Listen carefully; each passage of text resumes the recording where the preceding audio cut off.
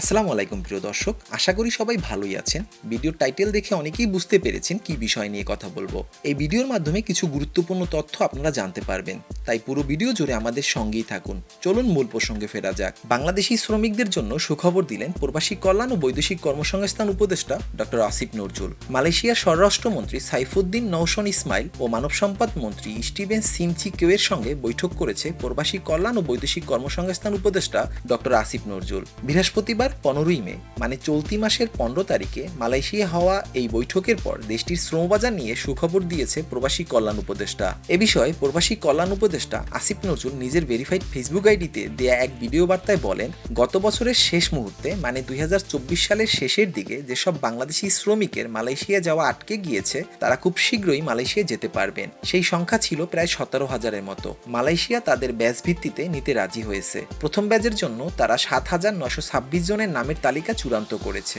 অল্প সময়ের মধ্যেই তারা মালয়েশিয়ায় কাজ করার সুযোগ পাবেন। তিনি আরও বলেন, আমরা বিভিন্ন সূত্রে জেনেছি আগামী কয়েক মাসে মালয়েশিয়া 1 থেকে 1.5 লক্ষ বিদেশি শ্রমিক নেবে। মালয়েশিয়ার মানব সম্পদ মন্ত্রী আমাদের আশ্বস্ত করেছে যে লোক নেয়ার ক্ষেত্রে বাংলাদেশকে সর্বোচ্চ অগ্রাধিকার দেওয়া হবে।